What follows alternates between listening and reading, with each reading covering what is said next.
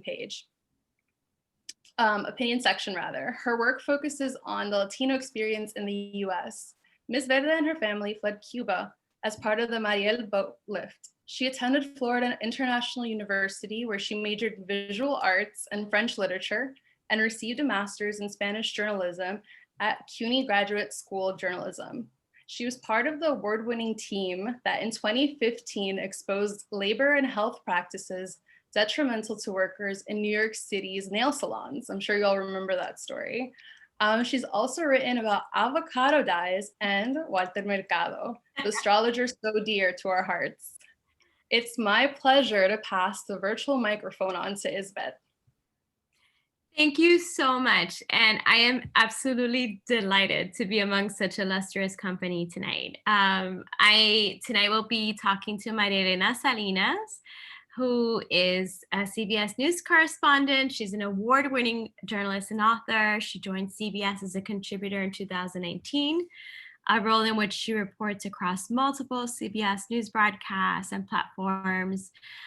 Salinas is one of the most recognizable and respected journalists in the country, most notably having served as a co-anchor of Univision's evening news program for more than 30 years. And I am absolutely thrilled to be here tonight to talk to you. And also Sabrina Rodriguez, who's a political reporter.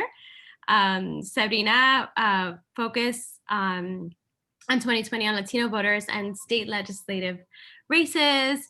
She previously worked as a reporter on the pro-trade team, Politico's pro-trade team. She's also a fellow Miami native, as is Janet Rodriguez, White House correspondent for Univision Network. Janet is a Cuban journalist, graduated from the School of Journalism at the American University. She began her career as a local reporter in Washington, D.C., where she currently resides. Before joining the Univision team, she spent 10 years as a local reporter, working in Washington, D.C., Phoenix, Arizona, and Chicago, all states and areas that were very crucial during this year's election. So all right, let's get down to it. This year, I think what we were all envisioning what, our election, what our coverage would be like this year, we certainly had a different idea of how this would play out. The universe had other plans for us, clearly. So, we all cover Latinos in the US, and which is critical at this moment where we're now becoming the majority minority, right? In some places we're already on the cusp of that. And I'm curious about, how you had initially planned your coverage out, and how that played out when you were suddenly, thrust into covering an election in the middle of a pandemic. So whoever would like to go first, and then maybe we can. Sure. So I obviously would have traveled with the president, gone to rallies. And what happened was that a year ago, this December, so December of 2019, we realized how much money President Trump and his campaign was putting into the Latino vote. So we flew out to Arizona and we canvassed with some Trump supporters who were already knocking on doors. This was December 2020, we're 2020, so yes, 2019. And we thought this is a great story and we want to replicate this kind of story and see what they're doing throughout the country. We came back to Virginia, we followed a group that was gathered in a small basement, like 50 of them in a really tiny room, training on how to get out the vote for President Trump for the elections.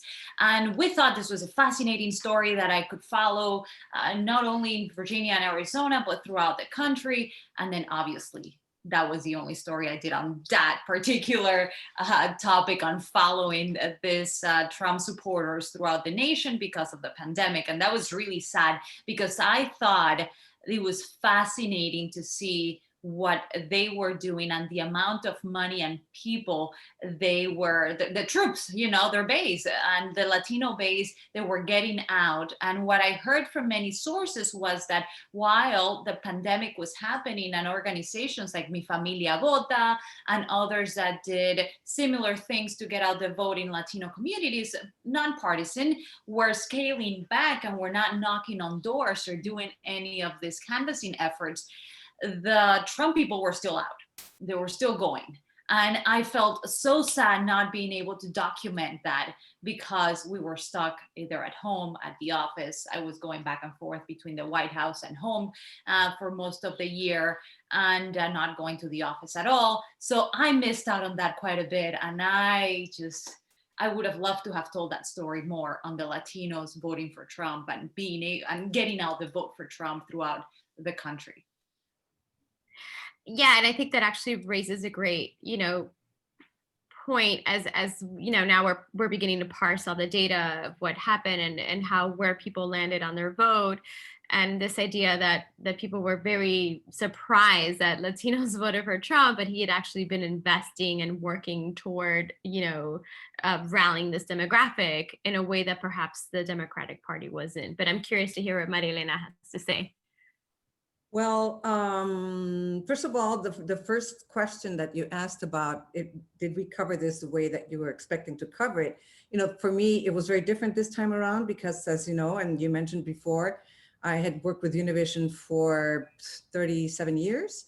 So I covered 9 different elections. Univision always as an anchor. In the beginning, it was as a reporter locally in the early 80s. Don't start doing numbers, okay? I was just 5 years old. Is that old? You're like taking notes. The last few elections.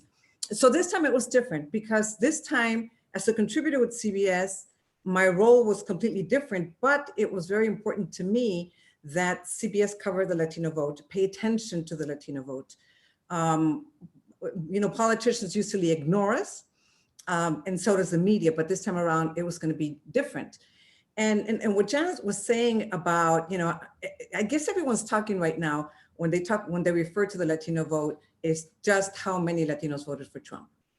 Not the fact that Biden won the Latino vote, because he did. In most states, anywhere between 60 to 74%. But what was surprising to a lot of people is that the Republicans or Trump actually made some inroads in some places more than others. Of course, we know Florida, he made more inroads than others, and in South Texas. But at least when I was looking at the exit polling at CBS, I kept looking at it and trying to refresh it, saying there's something wrong with this. There's got to be something wrong with this. And I kept turning out the app and turning it back on just to make sure that I was getting accurate information. And I would say in almost every state, there was an increase, even if it was just 2 points, but there was some kind of an increase. So that was surprising. And when I was on CBS this morning one day and Gail asked me, why is it if, given the anti-immigrant rhetoric that Trump has put out there and the way he has treated immigrants, why is it that there's so many Latinos that have been voting for him and supporting him? And frankly, there's a lot of answers to that. Number one is that whoever assumes that immigration is the issue or the only issue with Latinos is completely wrong, because it never is. And that has been like that for a long time. It's usually education, jobs, and healthcare. This time around, it's healthcare and coronavirus, and then jobs, and then education. So, that's just an assumption that people make. And, I think that we still have to see exactly why. We know that they did, or the Republicans did a lot of micro-targeting to different communities. Like Janet said, they had a better ground game than Democrats. Mm-hmm. They were knocking on doors, and they were treating each community with their messaging was closer to the issues that community cared about. So I think that's how that happened. Yeah, I think you actually raised a great point with the micro-targeting, which I think also was something that Bernie was really good at, right? Going into community, learning about the issues, learning about what motivated people, what they were concerned about, and and turning those voters out, right? And I think we can debate whether Trump's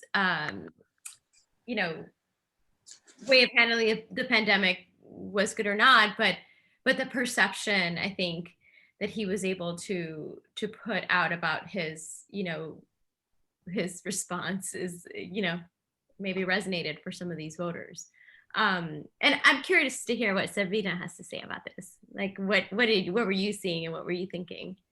Yeah, I mean, so I'm based in Washington, D.C., and I actually remember, so I started the year, I was still covering trade policy, so a completely different world than covering politics and covering the election. And I remember in March, I had like booked my flight and was heading to Miami to cover the primaries. And it was in those days right before the primary that all my sources on the phone were saying like, we're canceling everything. I don't even know if it's worth you coming. I don't even know like if there's going to be something for you to physically be here. And it was kind of when we were all making that judgment call, like, should we stop traveling? Should we stop going to things? I ended up canceling my flight, which then I didn't end up going to Miami for 6 months. And for me, like my family's down there. So it was like personally and professionally complicated. But then became the whole process of like phone interviews and Zoom calls and all of that to understand. But it's hard to get a sense of what's going on the ground when it's all via phone calls and you're talking to operatives who also haven't been talking to voters because they also can't see them in person, or everything is through a virtual event. And, a lot of people obviously don't have access to the technology to like be a part of this, or a lot of people were in the process learning how to use all of this. So I think it wasn't until really when I went down to Miami, I would say at some point in July, that I was like, the energy here is not the same as it was in 2016. The energy here is not the same as it's been in past elections. Like the amount of like these car caravans that were going on for Trump, and yes, they would exaggerate the number of cars that were there. They would say it's like hundreds of thousands, and obviously it wasn't. But the magnitude of these events, the magnitude of the energy, like in the area I grew up in Hialeah, which is like a very working class Cuban area in Miami. And in that area, like all my neighbors had Trump 2020 flags and like big American flags. And I ended up doing a story that was just about how all this Trump support was like tied to this like sense of patriotism. And it wasn't only anti-socialism. It was like this idea of like, to be a good American, you have to vote for Trump. And if you love this country, you have to vote for Trump. And literally like my local Home Depot had run out of American flags and like flagpoles in this process. So seeing that in person was what really showed like, no, like Trump is going to perform better with Cubans. And everyone obviously already has their ideas about, Cubans are reliably Republican and all of that, but it is going to be more than in the past. And seeing the fact that he had 4 years of coming to Miami repeatedly, of coming down, having an anti-socialist messaging, every other day he was announcing a new sanction on Venezuela, a new sanction on Cuba, doing a new speech about, human rights in Nicaragua, Cuba, and Venezuela. Like that does have resonance, that, people can say the criticism that they want, that, those sanctions were pointless or they weren't effective or anything like that. But in rallying the base, it did make a difference. So, I think it's curious to see what the Democratic Party is going to do going forward. I think part of it is the not being able to canvass, the not being able to, show someone face to face, like, I am not a socialist, I am not a communist, that they weren't able to do for much of this year. But yeah, those are some of the things that I really took away from the last year. If I can follow up on what Sabrina is saying, because I live here in Miami, so I saw it around me. I saw the ads, and it almost seems like they exploited the very understandable pain of so many people here that have suffered through socialism. But the Democrats didn't do a good job in explaining that they are not socialist. For a story that I did for a primetime special for CBS, I interviewed this young Venezuelan girl, and I did a very long interview with her. Of course, I only used 2 sound bites because of time constraints in television. But I said, well, you do know that, do you think that he is that Biden is socialist? She says, well, no, but he kind of flirts with socialism. I said, but he's one of the most moderate senators out there. And she said, yeah, but then his followers are socialist. Okay, so I mean, people didn't really understand. And there was an ad running here that was very interesting, that it was sort of like someone selling you something, and I'm going to give you a deal. So if Biden isn't social enough for you, I'm going to give you a deal, 4 for the price of 1. I'll add Bernie Sanders, Alexandra Ocasio-Cortez, and Elizabeth Warren, and you get four socialists for the price of 1 if you don't think that Biden is socialist enough. So, they doubled down, tripled down, quadrupled down on that message. And it wasn't only the Cuban Americans. It was the Venezuelans. And even though there's just 2%, even though there's very few of them, they all came out to vote. And that's the phenomenon, I think, of what happened here in South Florida. But we cannot lose perspective of the fact that Miami-Dade is 3.1% of the total Latino vote in the country. It makes a lot of noise, and it always has. Yeah. Since everyone here has a Miami connection, you know what I mean.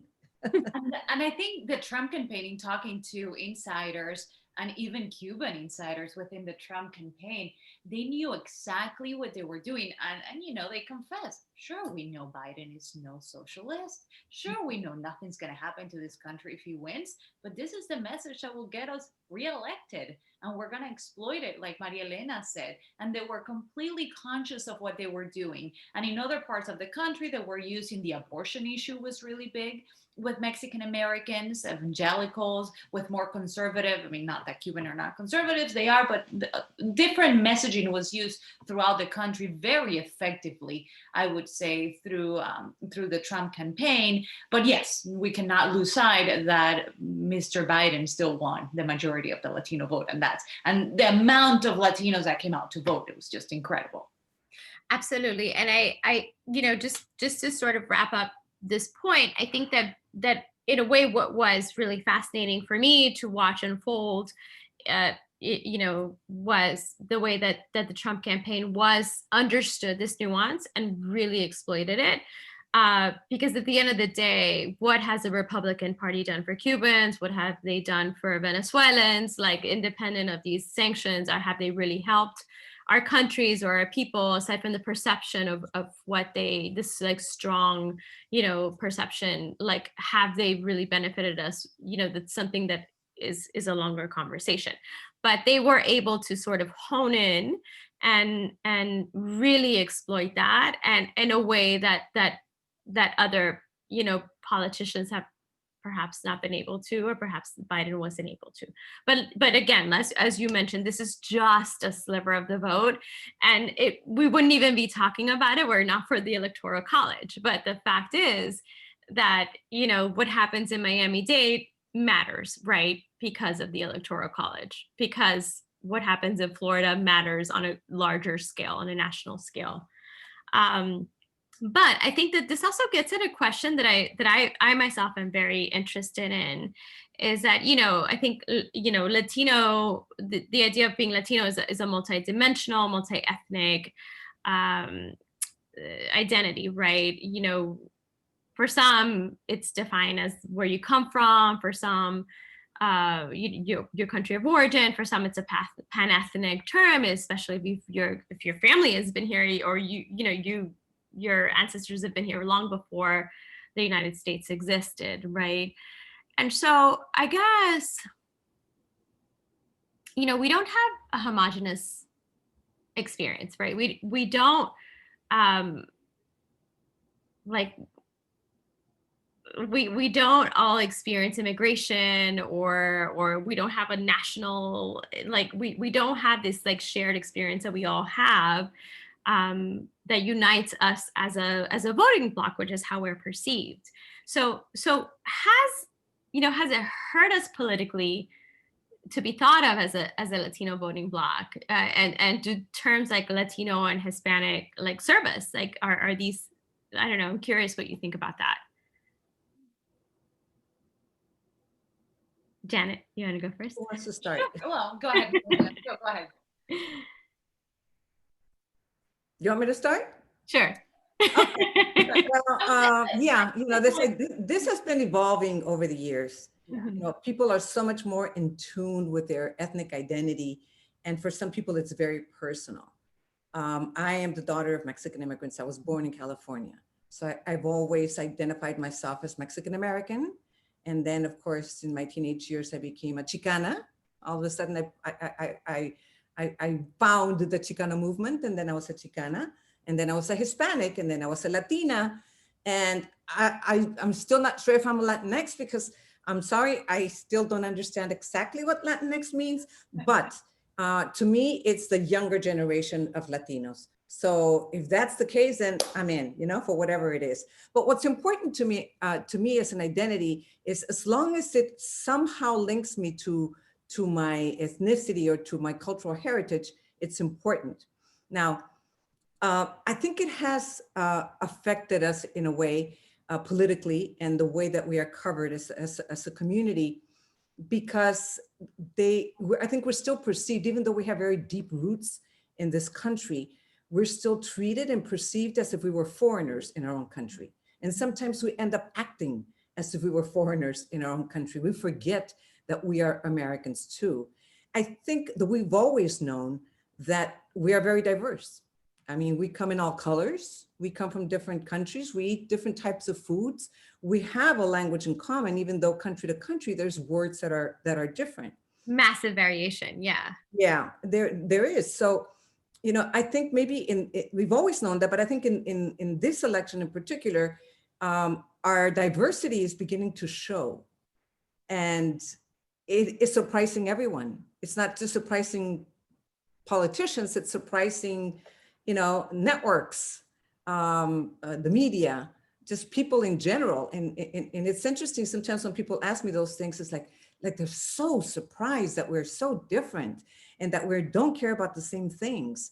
And when you think about it, even within a same party, there is that diversity.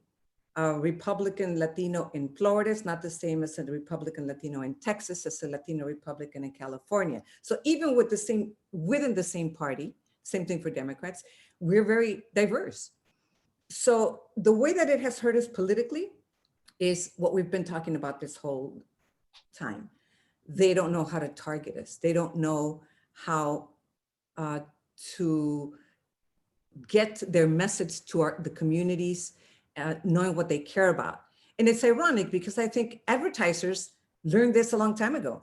I mean, when you see ads, you won't see an ad for the same product in New York than you will in Miami, than you will in LA, than you will in Texas. So advertisers got this. They understand the market really well, because it's a market. They make money out of it. So, I think now is when they're going to begin to pay more attention to us.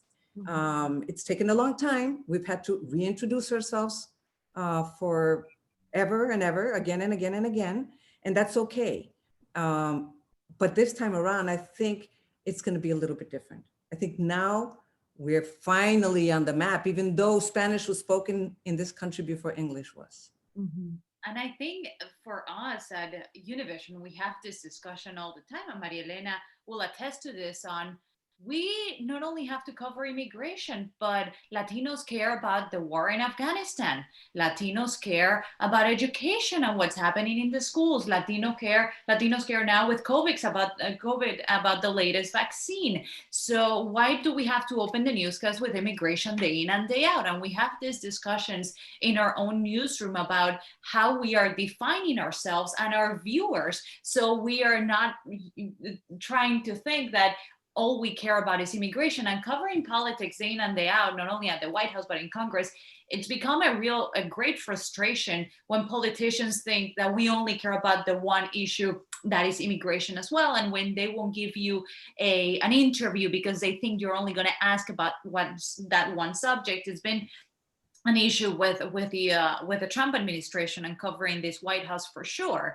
And we were never given an interview with President Trump in the 4 years that he was in office, because he saw us as these anti-Trump, anti-immigration, that we thought we only wanted to talk about his anti-immigration policies, and sure thing we did, because that was very important for a huge part of our community. But we also want to talk about other things that I don't think politicians realize how much we care about. And in our coverage, I was always very insistent to show the White House, look, I did a story about, bringing troops back from Iraq and Afghanistan. I did a story about, I don't know, the government shutdown. We covered that day in and day out, because that affects our people that work, in Congress, that clean the floors, that you may name it. They may not be Congress people, but they're still very much affected by what goes on in this country other than immigration. And having to prove that and the age, in 2020,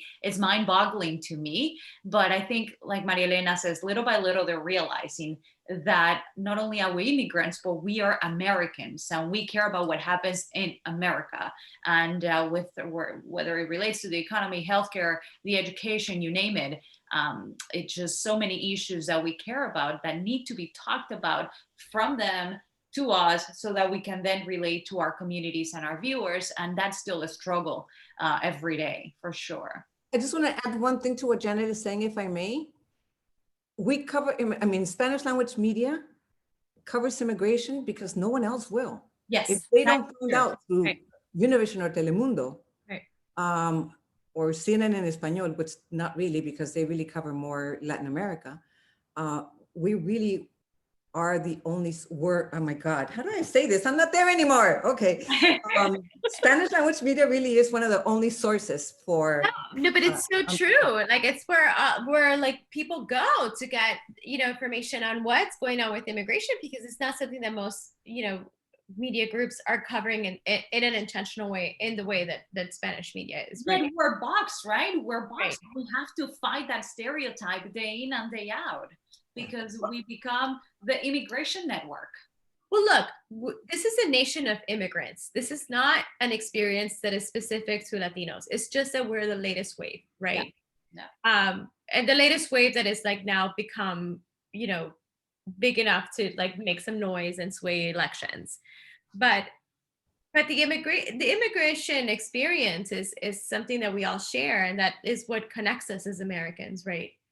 And I just want to get to Sabrina, because she hasn't had a chance to talk. Yeah, well, no, I think the biggest, I co-sign everything Maria Elena and Janet said, but I think another thing that I was happy to see this year, though, was the amount of amazing Latina journalists at different major publications. And I think that has made a difference. I think that, the goal, what I'm hopeful of is that will continue to grow going forward, and that, in 2022, 2024, it's not going to be, two Latinas in one newsroom covering, Latino politics or covering Latino voters. But I think I saw so much more nuance in stories coming out of this election because of that, because of having people either that were already based in these communities, or that are from our communities, or that just understand them more and have been covering them for a long time. I mean, like, there's been plenty of celebrating of Patty and Jenny Molina at the New York Times, for example, and I love them. Like, the two of them have done such a great job, because either they travel to different places, they're from different places, they understand the communities, and reading a story from them did not sound like a story I would have read I don't want to say 4 years ago, because there were obviously great people covering it then, but just more so now. And there's more of an interest in it. There wasn't one Latino story for the entire election cycle, or one to cover Mexicans, Cubans, Puerto Ricans all at once. And seeing that level of nuance going into reporting, I'm optimistic will make a difference in the people that are following it and the people that are reading it. That's my ultimate goal, is that, nobody asks me 2 years from now, what's the difference between a Puerto Rican in Central Florida and a Cuban in Miami? That, the ultimate goal would be that. And I'm optimistic of it, just because I see so many people that are getting involved and are really trying to make that difference. And on a side note, if I may, as we talk about diversity within our own Latino community, I was so proud of our newsroom and Telemundo as well. I have to give them props for covering the Afro-Latino community with the Black Lives Matter issues. And we gave voice. I mean, we don't think about the Black Latinos as much as we think about maybe the Mexican Latinos, or I don't know, the Cuban Latinos. But as we cover that story, I was so happy to see those Black Latinos come to life and tell them we're here and we need the exposure as well, and we're suffering as much, and we need you guys to give us a voice. So that's just a side note as we cover our own little diversity, because we're so great and diverse, and we need to give everyone a voice. Yeah. I mean, I will say, I have to say, I mean, I would love to see a little less coverage on Cubans. I say this as a Cuban. I'm very proud of being Cuban, all of that. But I would say such a tiny, like a little less coverage on Cubans and a little more on everyone else. Would be great, you know, going forward. Yeah, like I want to know what Latinos are doing in Maine, what they're doing in Wisconsin, and so often we focus. But again, I think it's this idea of the Electoral College, that these certain enclaves in the country hold so much weight that we tend to focus on them. But then, what are we missing, right? What else are we not focusing on, which is basically everything else, and missing. I think actually, like your comment, Sabrina, was an excellent segue to my next question is, you know, what should we know or think of when, you know, or what should we know when we think of like how the media portrays Latinos versus what you feel is important for people to understand as someone who, you know, who is Latina, who reports, who navigates these spaces. Like I wonder if you have anything that you'd like to share about what that's been like, and maybe we can start with Maria Elena this time. Okay, you know, I'm still thinking about what Janet said and what Sabrina said, and if I just want to throw something in there about immigration again. You know why?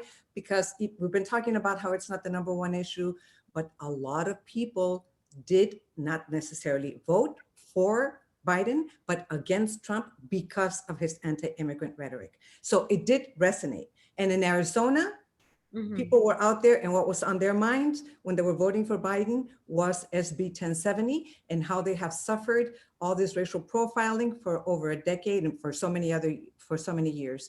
So when we say immigration is not the #1 issue, it doesn't mean immigration is not an important issue. It is an important issue. Okay, so the other question that you're asking, you know, I think something that Sabrina brings up is super interesting because yes, little by little, we see more and more Latinos in the media, in mainstream media. And I think that when you talk about diversity in the newsroom, you usually think of, you know, having someone, a name and a face, you know, people of color and Latino surname, but very rarely do those journalists have an opportunity to cover their communities because most newsrooms think they're biased, or because they want to show, they want to prove that they can cover anything, not just that specific community. But I think that is going to begin to change. And I would credit Black Lives Matter for that, when people are beginning to see that when you have that connection, when you can bring that context because of your lived experiences, you should be given a chance to do that.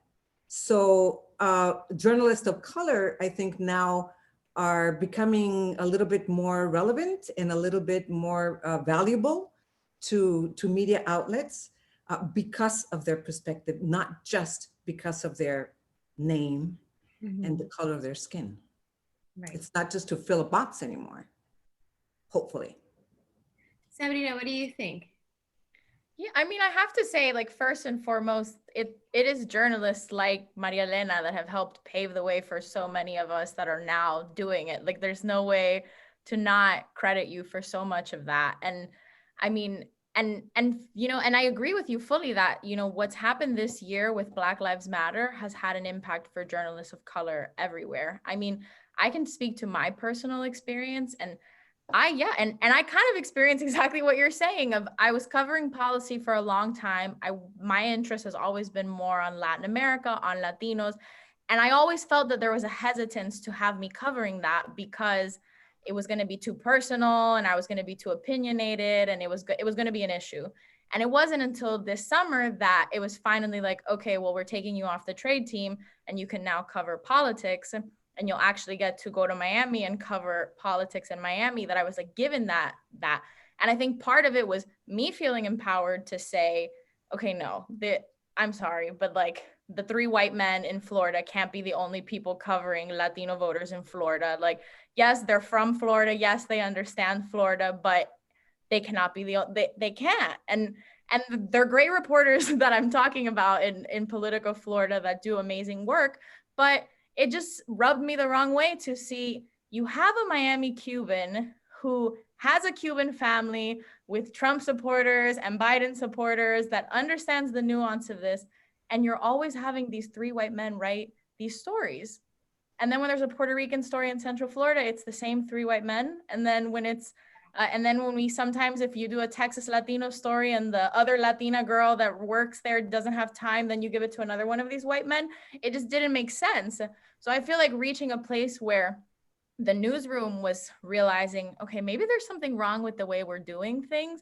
And then being in a position of power, of feeling like, oh, people are actually asking me what I think. People are checking in with me to see if I feel some type of way about how we've been doing things. Well, if you're going to ask me how I feel about this, well, actually, now I'm going to tell you how I feel about this. And that's made a difference. I mean, I am so grateful, so happy that I've had this opportunity in the last few months. It's very sad and unfortunate what it took to get to this point. But I mean, I'm going to take advantage. Me estoy quejando. Then there was Sabrina's abuela.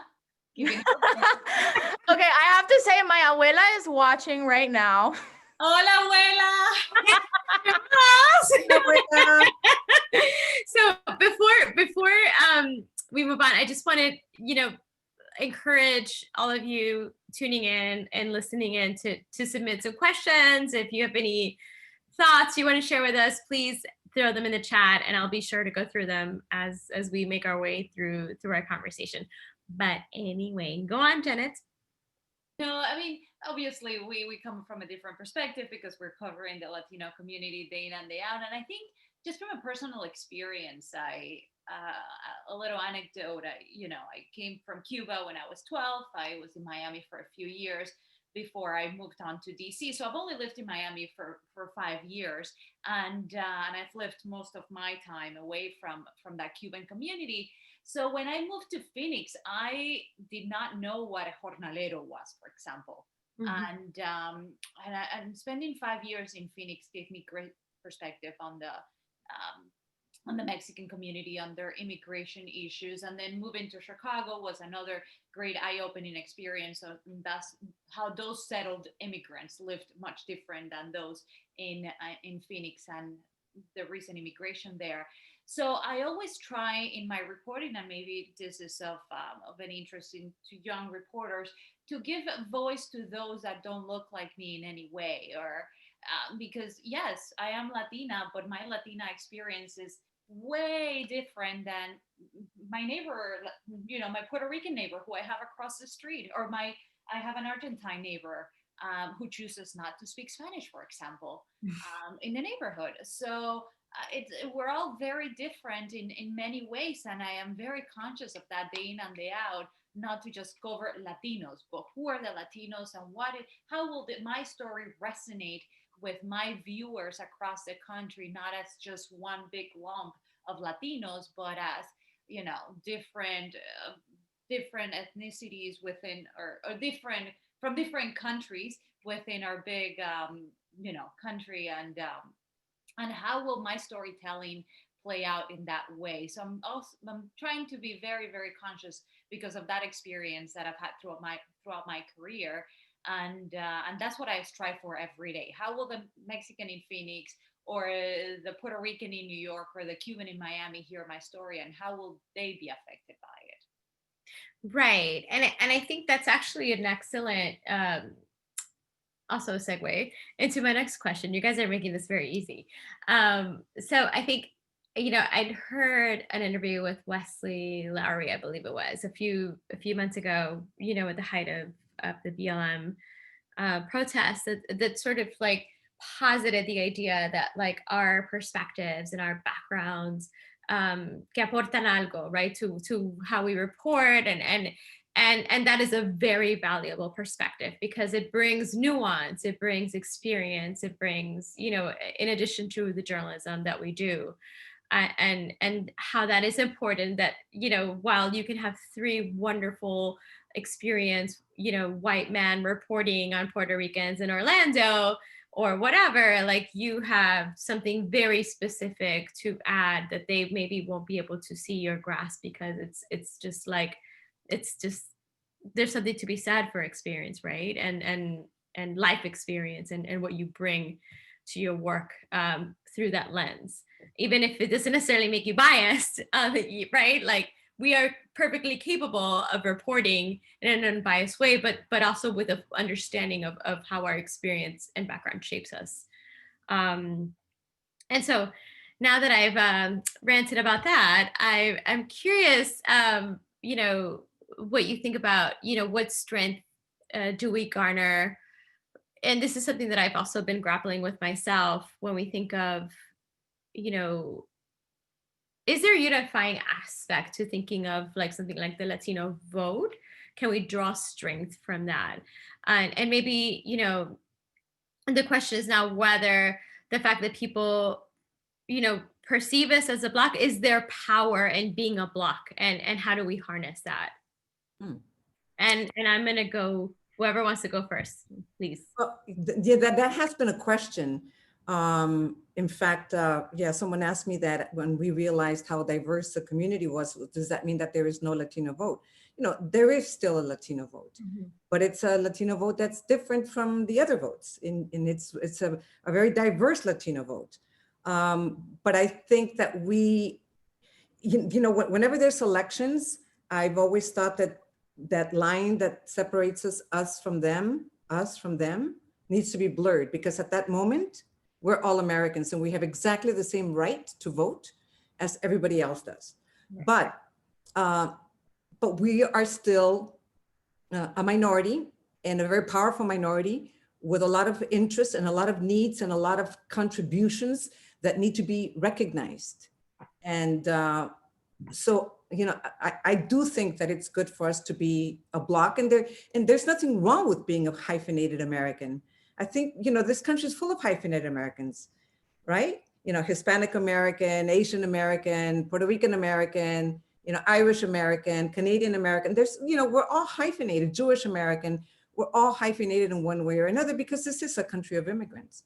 Right. So I think that our cultural heritage should still be celebrated and recognized, and being an American, you know, we can do both at the same time. You know, and maybe that has to do with my upbringing, because I was brought up in a bilingual, bicultural, you know, environment with, like I said, Mexican immigrant parents. I was born here. My sisters and I were born here, and we grew up celebrating both. I mean, holidays, 4th of July, Mexican Independence Day, Thanksgiving, Dia de los Muertos, you know, whatever it was, we celebrated it. So to me, I've always felt that duality, and it's very much ingrained in me. So why can't the rest of and there's millions of people like me, by the way. The majority of Latinos in this country are US born. There's, you know, 80% of us are American citizens. 60% of us are US born.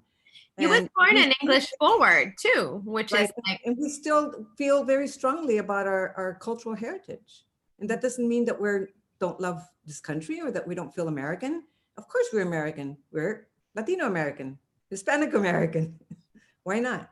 Well, it is possible to walk and chew gum, right? Sabrina, you look like you want to say something.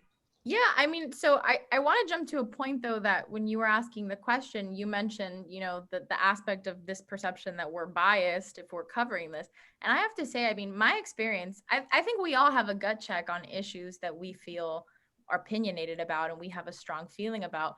And when I've written a story that is about an issue that I know I'm biased about, I actually feel like I go out of my way to make sure that I am not coming off biased, where I am rereading it, making sure that I didn't add, an adjective that was unnecessary, making sure that I called the people that I wouldn't necessarily want to talk to, or the people whose opinion I don't necessarily agree with, because I'm doing that extra effort. I don't want to be I never want to be perceived as biased. I don't want to go on Twitter. And it happens all the time where you write a story and this week I'm a Trump supporter. Next week I'm a Bernie socialist. Then next week I'm a huge Biden supporter. I mean, it depending on the story is how it's going to work out. But I want to know that I did my due diligence. I want to know that I, made an effort to not be biased. That's not what I want. And I think with the Latino vote, I mean, I don't mind about the air quote Latino vote. And I think Latinos ourselves, I don't want to say my opinion and impose it on everyone, but I think I don't mind us having this united Latino vote, because I think it's like a pay attention to us, like, we are this whole powerful group. But I think, yeah, to Maria Elena's point, there's so many immigrants in this country. It is not just Cuban Americans, Mexican Americans, Peruvian Americans. We can talk about Asian Americans and get really specific and get Chinese Americans, Vietnamese Americans, and there's huge distinctions in that community, and who there's more conservative Asian Americans and more liberal Asian Americans and all of that. So I think, for the purposes of like harnessing our power, it's important. I think that, it makes a difference to have 35 million versus 2 million, that, ultimately. And I think it's just being able to explain and articulate that we are not all the same, that yes, we have these beautiful similarities. We all celebrate Nochebuena and potentially in similar ways, or there's certain foods that we all love, which honestly, even then, I will say it wasn't until college that I had like amazing Mexican food, because I went to school in Chicago. So right. Oh my God. I was Maria Elena Hialeah. There's a lot of good Mexican food in Miami. Have you ever seen a Mexican restaurant in Hialeah? So it wasn't until I was in Chicago that I had amazing Mexican food. Even on food, we have differences, but there is such a similarity of, I don't know, the cultural richness. I love being with other Latinos and learning from other Latinos. And like, I had the privilege and luck of getting to go to Mexico to cover the presidential election. And that was a wonderful experience of showing me, like, I don't know that much. Like, I had to learn so much in the process of being there, but I made that extra effort because I appreciate the culture. I want to understand the history, and doing that effort, that I am proud to be Cuban American, but I also am proud to be Latina. Like, it's a combined identity.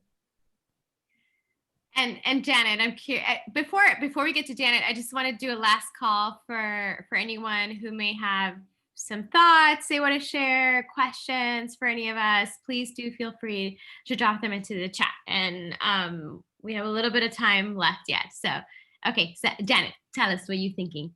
No, I echo everything that has been said. And I think for us, social, the numbers tell the story.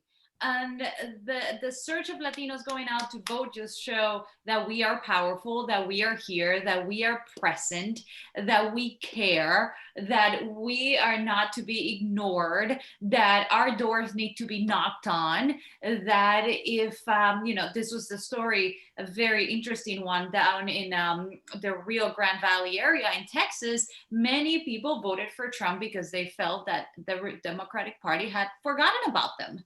So we are paying attention to what they are doing and how they are treating us. And we should not feel that, they should not feel that we are in any way ignorant of what goes on in our country. And I think we saw this time around, and hopefully we saw the great story in Arizona of, like Maria Elena Salinas said, it's been a long fight. I was there through SB 1070, Jan Brewer, I lived it all. And, I was there through the trial of Joe Arpaio. So I know what this community has gone through, and to finally see the amount of work giving them the fruits of their labor that they have fought for so many years.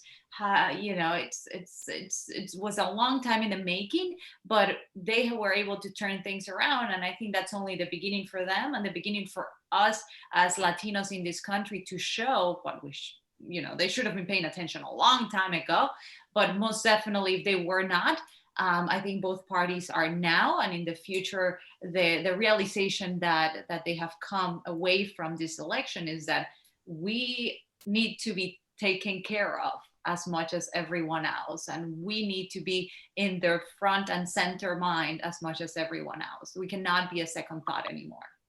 I want to add something to that because I know we're talking about politics. I'm sorry, Isvett. No, I know we're talking about politics, and you know, I've always thought because as you know, some people call it activism. I say I'm an advocate, but for whatever reason, for decades now, I have been doing campaigns to motivate Latinos to become citizens, to register to vote, to go out and vote, because I've always believed that that's how they end up paying attention to you, when there are consequences, when there are political consequences for you ignoring.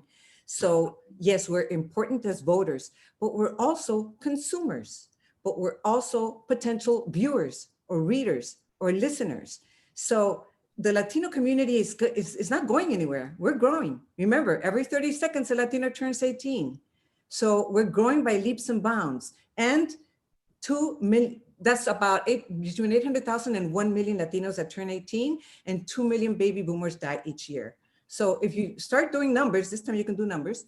If you start doing the numbers, you know, pretty soon, you know, we are going to be in an even stronger position.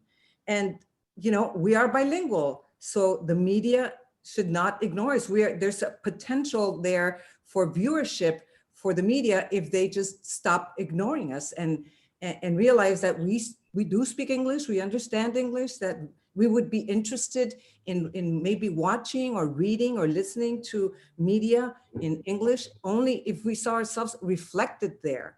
That's why in Spanish language media, you know, is so successful, because Latinos have the choice of watching English and Spanish, but they gravitate to Spanish because Spanish tells their stories. I was going to say we. Janet, help me with this. I don't know why.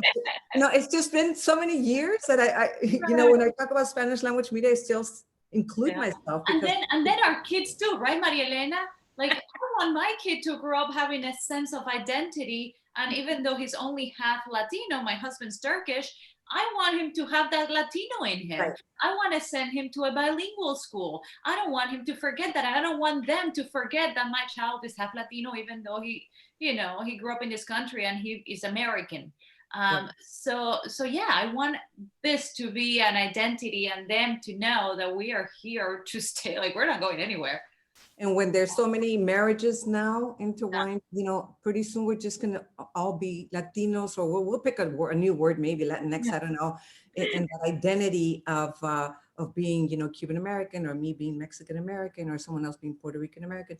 It's going to blend. Yeah. Like your son. I mean, Ilia Calderon, who I love very much, is a perfect example of that. Right. She's Black, she's Colombian. And I say Black because she always tells me, yo soy negra, don't call me Afro-American. She likes to be called Black. She's Black, she's Colombian. She's married to a South Korean. So her daughter is Black Colombian Korean. And you know, and that's the future. That is the future. Where you should be accepted for who you are as a human being.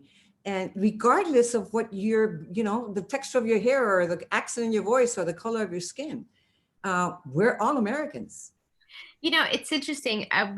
Growing up in Miami around all of the Latinos in all their shapes, colors, and you know, everything, countries, spectrum, whatever.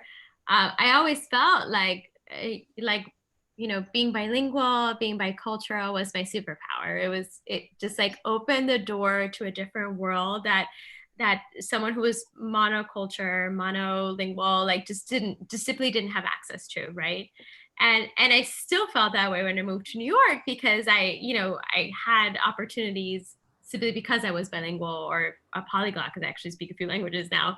But I sort of didn't learn that this was like maybe a bad thing until you know, I went, you know, maybe I went to work in certain places and then all of a sudden like you were treated differently if you were Latina or, and it's like, I don't know, I'm curious if any of you have had experiences like that where you were made to feel other or you were made to feel like your perspective wasn't worth listening to or respecting because of your background, when actually, like I said, we have like a something different and something special to aportar to the conversation that perhaps some of our colleagues don't.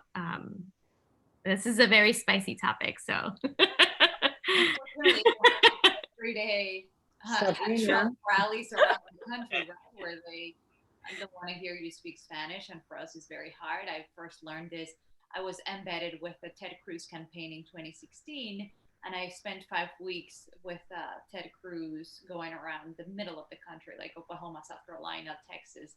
And I had never experienced so much racism until then, being told that I needed to go back to my country because I was reporting in Spanish, doing live shots in the middle of a Ted Cruz rally. And that only, became the norm basically through the Trump campaign because of his own rhetoric. So yeah, it happened, and you move on and you tell them, no, this is my country, I'm American, I just choose to speak Spanish and work for a Spanish language media outlet because they too, I'm a journalist and we have viewers. So yeah, I know we're Miami-based, American-based network, and the largest one, and we have more viewers sometimes than NBC and CBS and ABC, and that's, it is what it is. So I will continue to speak my language, and that's it. That's all you can do. Yeah. What about you, Sabrina? Yeah, I mean, it's no secret to anyone watching that I work at a predominantly white newsroom, a very, very white newsroom. And yeah, and I've run into insensitive, ignorant, like just comments that were unnecessary. I mean, the one that stands out to me, that's always my example, is I had a senior editor. I saw an email chain where a senior editor told another senior editor, oh, you should ask Sabrina to do that COVID in Latin America thing because she's Mexican. I think she's from Mexico City. If you interact with me for 30 seconds, you know, I think it's very obvious that I am very Miami Cuban. And again, and I ended up confronting that editor and having a whole conversation with him about what happened and why it was so offensive to me. And the interesting thing was, for him, it seemed like he thought I was very personally offended. But for me, it wasn't that. Some days, with the amount of Mexican food I love, my favorite singer is Luis Miguel. I've been singing Luis Miguel since I was born. There's no offense to me there, but it's, what does that say about our coverage if you don't know the difference? Or if I must be Mexican if I want to cover Latin America. Like it couldn't possibly be that I was a white girl from Ohio and I was really interested in covering Latin America. It had to be that I was Mexican, and not only Mexican American, Mexican born in Mexico City, to do the thing about COVID in Latin America. So it was those kinds of things that have offended me and upset me, of just seeing like, these things matter. These things don't only matter to Latinos, or these things don't only matter to immigrants. Like, these are just issues that should be important to us and should be covered.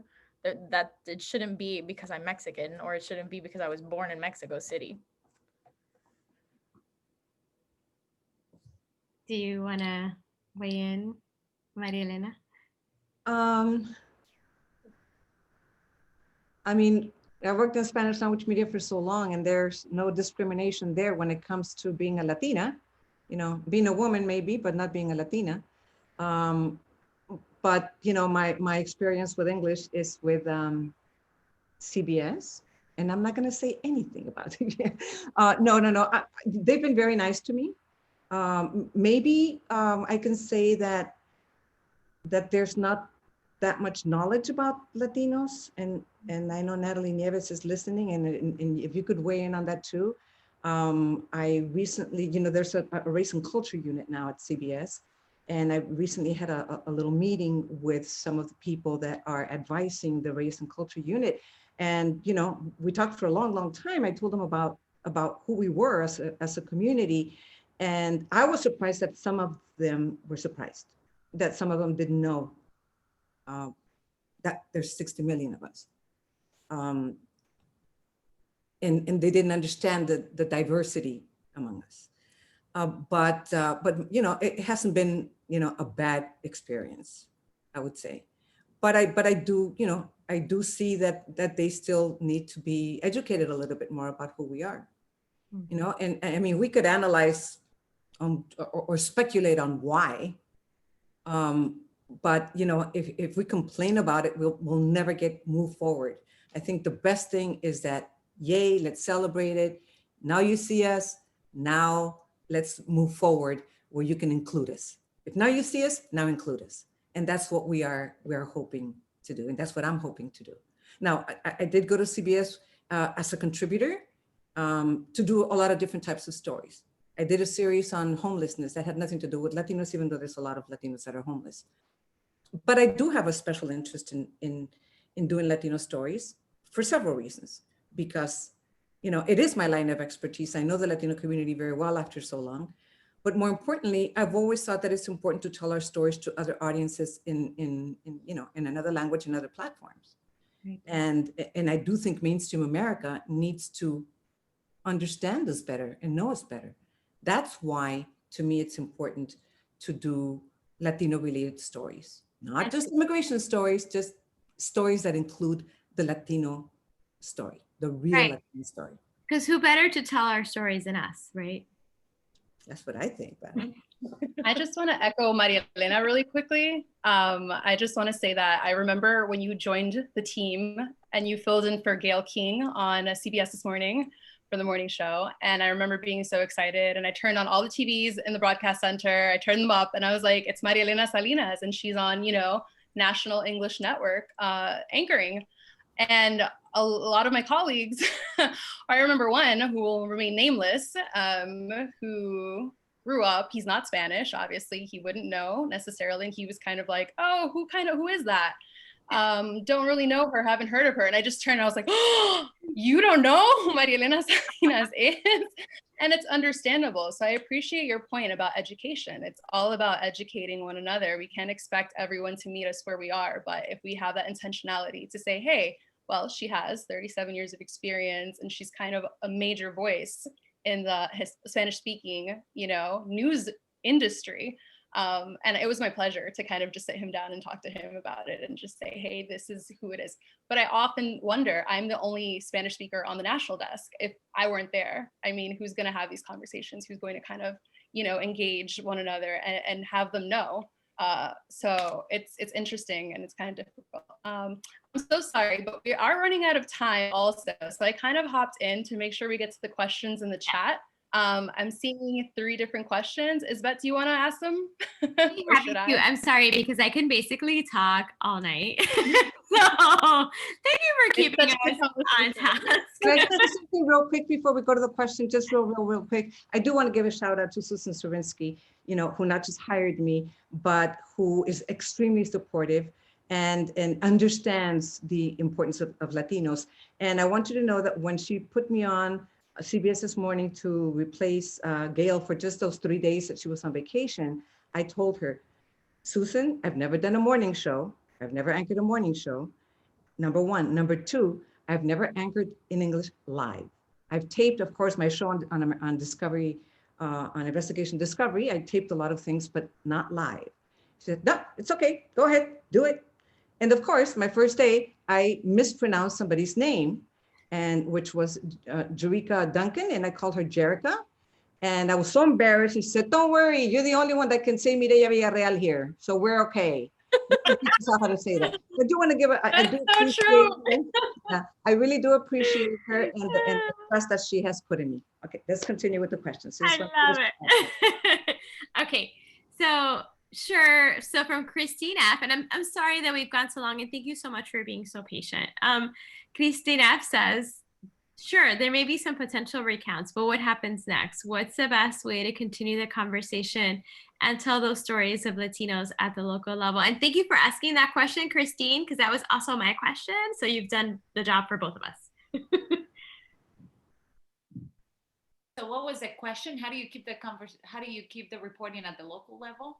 What's the best way to continue the conversation and tell those stories, at the local level, about Latinos at the local level, but also, on a national level, like how do we advance the conversation? This is my portion of the question that I'm adding into this one. Yeah, like, well, obviously I'm covering the White House, but I have a real interest in figuring out how are these Latinos who voted for Trump feeling from a personal experience. I have family members who are extremely depressed, and we are not really telling those stories.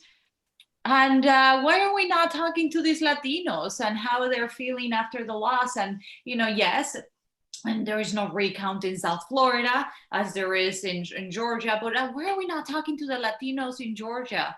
I mean, not us, me particularly, but I am very interested in the stories, not just of the Latinos who feel elated because they won and Biden won and they get a second chance at an immigration reform, and then the DACA recipients. This is all great, but how do we continue the conversation with those Latinos who did vote for the other side and who are not necessarily feeling all that great? That has been on my mind. Maybe I should pick up the story too and do it myself, but President Trump's keeping us quite busy with his Twitter tweets, So those are the little stories. Like, think of the other side, not just on the winning side, and go find them.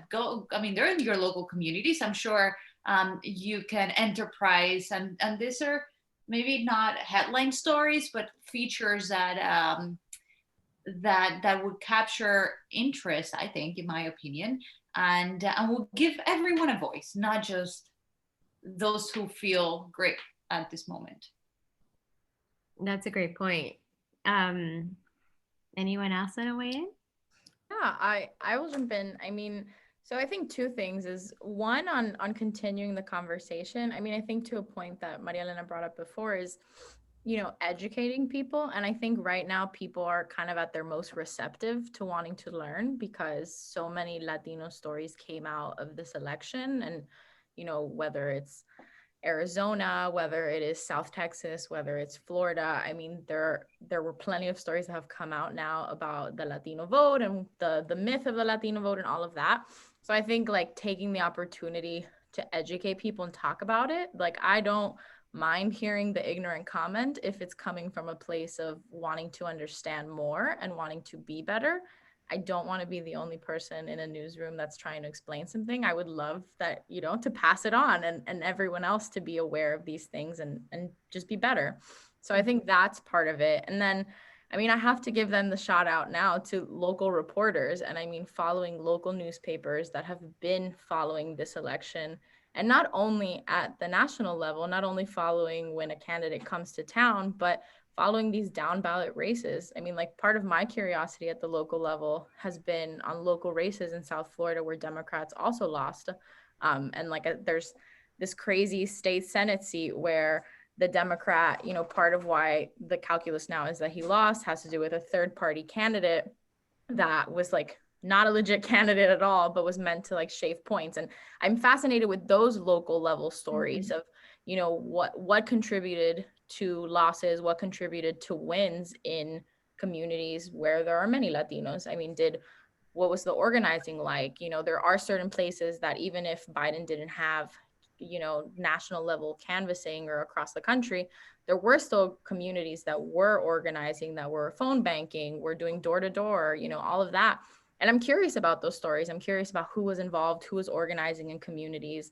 And I'm excited to see some of the stories. The Miami Herald put out a project, I think yesterday, all the days blend in, but they put a great project where they talked to individual voters and they talked to Trump voters, Biden voters, and some were Republicans that voted for Biden or, super Trump supporters that were really disappointed. And they did, short interviews with them, and they had video component, photos, the interviews. It was a great piece to just get a sense of overall how people are feeling. I want to see more of that across the country. Yeah, so I think this story is not over yet. It's been 2 weeks, but it's not over yet. Don't the Cubans say pique se extiende? What are you saying? They said, that means it goes on. Oh, okay. That's not a Mexican thing. Pique.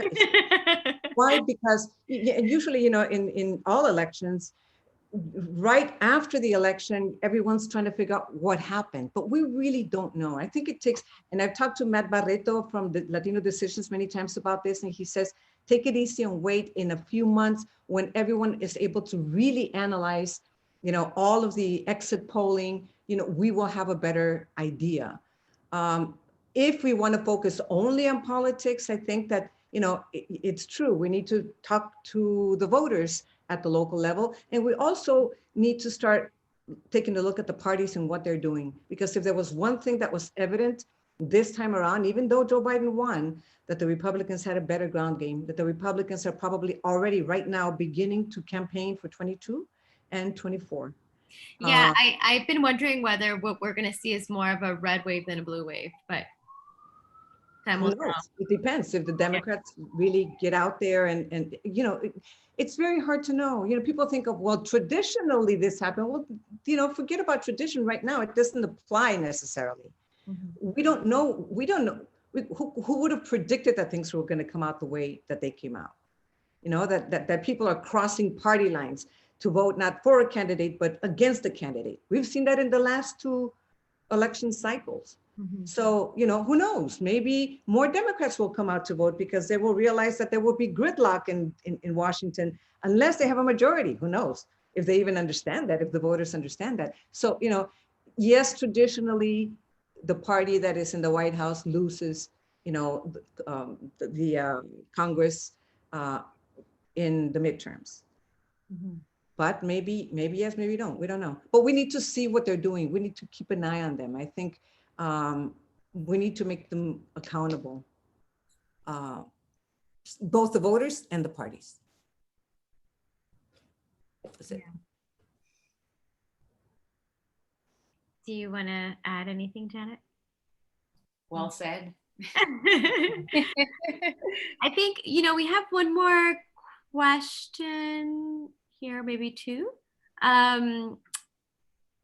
So this is a question along the lines of what Christina asked, which are, what are good Latino focused stories to consider in the coming weeks, months, and even years, and what themes stand out, what pockets around the country would be interesting to look at for these? Well, I think COVID continues to be a great story with Hispanics being affected the way they are.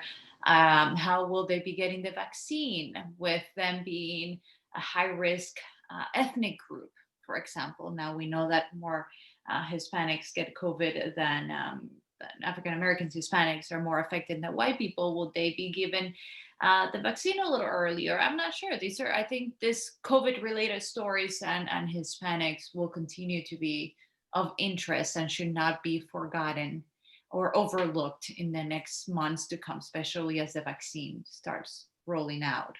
I see the question here. I just went into the chat and the second part is what themes stand out and what pockets around the country would be interesting to look at these. I'll tell you, I'm really super interested in what happened in in South Texas. I've read a few articles about it and there's so many different reasons. South Texas supported Trump and not for the same reasons that other people did, not even for the same reasons that maybe their neighbors did. Some of them because their family members work in as border patrol and the law and order team work with them. Do you know that Latinos are very much into entrepreneurship, and some of them were afraid that their taxes were going to be raised when they're trying to create a business or grow their business. So it's different things for different people. So that we need to break it down not only between Cubans, Mexicans, and Puerto Ricans, but the diversity within each one of those communities. That's something to look at if the question is, what do we look for as far as voter is concerned? Latino-related stories, there are tons of Latino-related stories. And I think once in a while, we should do some cultural stories. I mean, one of the things that we know that mainstream America loves our music and loves our food. They spend $24 billion in Mexican food a year, billion in Mexican food a year, except Sabrina. Absolutely. I do now. I've made up for it. I have absolutely made up for it in the past 10 years, I would like to say. Yeah. You know, there's people in all walks of life. I mean, I'm a board member of Hispanic Scholarship Fund, and Latinos in education is a huge story right now because there's just, you know, there are more Latinos in college now than it's growing faster than any other ethnic group. So there's a lot of different stories out there, and we have great characters that are Latinos in all walks of life. Doctors, lawyers, you know, economists. We need to include them also in our coverage of just mainstream stories. And that's one way of blending Latinos in so that, you know, people realize that, yes, you know, we might be, you know, a different color, we might even have an accent, but we're just as knowledgeable in that field as anyone else. And look for the stories, ¿verdad, Maria Elena? Look for the stories in the smaller communities. Like, we forget about the little towns around the country. We go to LA, New York, Miami, Dallas. But what happens in Detroit, for example, the amount of Mexicans that live in Detroit and that celebrate their culture, we're not telling their stories. Or in Wisconsin, for example, everywhere in the Midwest. I guess the forgot, yeah, we say the fly over land, right? It's the same for Latinos. And I wish we could really go out and tell the stories of those smaller communities across the country. You're absolutely right. There is Latino presence in every single state in the country, in all of them, even voters. In these states that Biden won, Michigan, Wisconsin, Georgia, the percentage isn't that high, but you're talking about hundreds of thousands of Latino eligible voters, hundreds of thousands. So when the race is 10,000, you know, or 20,000 votes apart, you know that there's a possibility that Latinos could actually make a difference there. Pennsylvania, there's over 500,000 Latinos that are eligible to vote. Most of them are Puerto Rican. You can assume that maybe they would go for Biden. Most of them did, but some went for Trump. So just remember, Latinos, we're here and we're everywhere in every single state in the country. Let me piggyback on that, because I was talking to a source in Georgia who told me if the Joe Biden campaign had put any money, they put zero money in getting out the Latino vote, we would have not been having a recount. It would have been clearly a Joe Biden land, and we would have not had the issues we're having today had they put any money in getting out the Latino vote. Yeah. As simple as that. Completely. I mean, he didn't show up in Florida until September 15, right? Southern Florida. I remember, if that's accurate. I mean, I think a forever story though is, and I think we saw it play out so well in this election, was you don't just give a voter the reasons why they need to vote against someone. You have to give people the reason to vote for you. And Right. What is it about you that is going to do good for our community and for us and for each individual voter? And I think that is something that, you know, will be a lesson learned. I mean, there's a lot of reporting obviously going on, and like Democrats in turmoil about, even though Biden won, there's still all this debate about how to do better and how to actually court more Latinos. So, I mean, I think that will be part of it going forward. Yeah. And let's hope that the truth prevails from here on. Yes, let's hope. One can only hope. My editorial comment of the night. I think, like, I mean, I don't know how you all feel, and then we can wrap up after this, although I can literally talk to you all night. But I actually think it's a really exciting time, right? You know, we've managed to, like, finally convince everyone that we are different, that we are multi-ethnic, multi-whatever, like speak languages other than Spanish, and have, you know, are motivated by a variety of issues beyond immigration, and that our vote counts. And so now we have the opportunity, you know, as women that are working in media, to advance the conversation and to shape the narrative beyond the poor Latino, or the Latino that is definitely going to vote Democrat, you know, which is part of our story, but it's not the whole story, and doesn't reflect our diversity. And so I think it's a really exciting time. I think it's also like people more and more are beginning to realize that actually, you know, Latinos are English forward for the most part. consume news in English, are interested in a plethora of issues beyond, like we said, immigration. And so I do think that it is an exciting time for us, because now that the election is behind us and we have like space, we can take up more space in our or we free up space in our brain for other things. We have the opportunity to really flesh out these themes and these ideas, and you know, I'm excited about what that portends for the future. And I wonder if what you all think of that, if you agree, or maybe you're not as optimistic as I am. For sure. And here's what I have to give kudos to Maria Elena, because in Hispanic media, of course, we tell these stories every day, but it's her opening doors for journalists like us of a younger generation to see ourselves, to have that opportunity to be able to maybe one day go into English language media as well and tell the stories of our communities that give us hope too. So kudos to her. And it's just, yes, absolutely. She is a trailblazer and just an inspiration to so many of us. Yeah, there's just no way around it. And so that's what gives me hope, because yes, we do the work we do at Univision, and we have great responsibilities, and we have to keep telling the stories, and you know, but yes, our audience is what it is, and we target a certain audience. But just to see people like her opening doors. Thank you, Jen. We have to thank Z for that. No. It's the one that had the pero es verdad y nada, y nos da aliento a todos, and yeah, it's great. Yeah, I mean, I have hope too, and not only for, you know, our stories in the media, but just the way that we are perceived in this country. I think that one thing, one narrative that really needs to change in this country is, you know, the hate crimes. It's being rejected, thinking that you don't belong here. I've been told, go back to Cuba. And I said, Cuba, or go back to your country. I said, my country, California. I didn't know we succeeded already. You know, this hatred has to stop. To me, one of the worst things that has happened in the last 4 years is the increase in hatred amongst people. My dog has made a late appearance. I'm sorry. Oh, we all need a dog. That's what we all need. Mine went to Dr. Heaven not too long ago. But you know, I think that that's one thing that's going to help us move forward. For us to put our best face forward, to put our community's best face forward, and just show Americans that we're Americans too. You know, mainstream America, that we're Americans too. And that we just happen to speak more than one language, and we happen to sometimes have an accent. And I'm sorry, but if people say they don't understand my accent, I'd have to say I don't understand a lot of Southern accents either. Yeah. So, you know, what makes us different?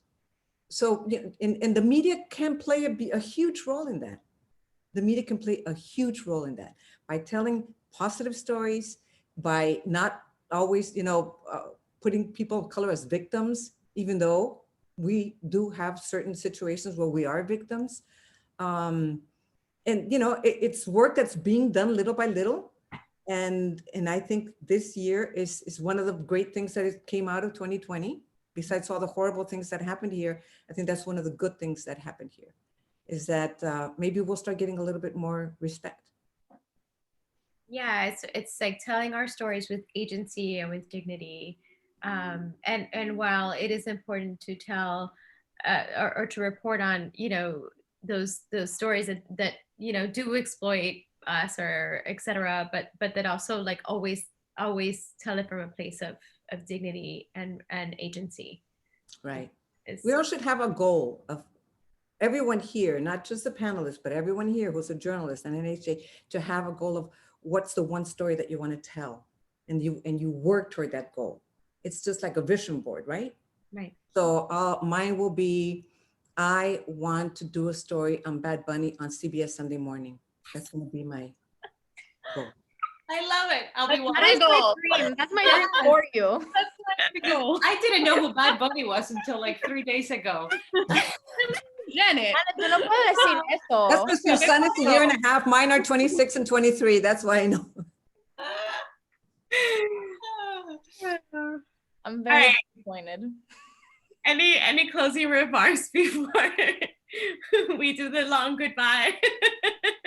No, we're great. We're here to stay. We're American, but we're Latino, and we're everything great and together. And just keep pushing forward and keep telling us stories. And anyone who rejects it, just you know. I like that. And I think Sabrina said it first. You know, there's a lot of great Latino journalists out there in mainstream, in Politico, New York Times, in all of the mainstream media outlets. So I think that that's something that we should celebrate. We should feel proud of that. Yeah. And continue opening up doors for others, and continue pushing our stories. Don't give up, because we don't give up. That's part of our superpower as Latinos.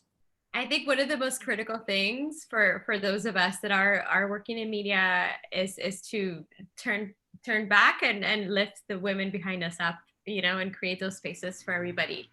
And that's how we will build power beyond politically, but just, you know, take over the world, essentially. Sálganse a comer el mundo. It's been a tremendous honor to be here. Sorry, did I miss one else? No. It's been a tremendous honor to be here with you all tonight. I hope that we can continue this conversation again sometime soon.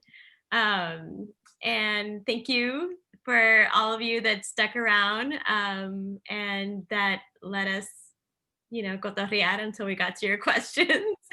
I so love talking to you, and I think that's it. Yeah. Thank you so Great. much. Well, I'm going to close. Well, before everyone goes, so sorry. Just last thing. Hi, everyone. Once again, Nathalie with NAHJ New York City. If you're not following NAHJ New York City, please do so on all our social media. We have Twitter, Instagram, the main page, so we can continue to bring these kind of discussions to you guys, our members.